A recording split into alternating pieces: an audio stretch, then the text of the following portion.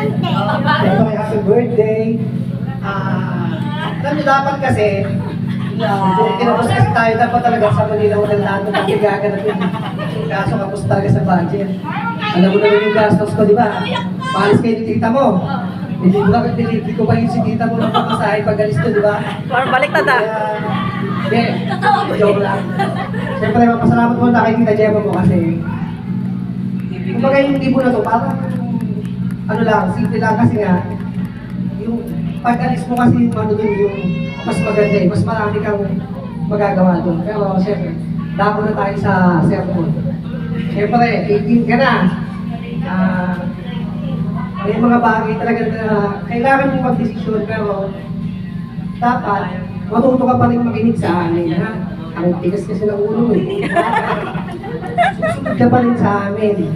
Kahit 18 ka na kasi kami matatanda kasi. Siyempre, pinagdaanan namin yung mga lahat ng mga...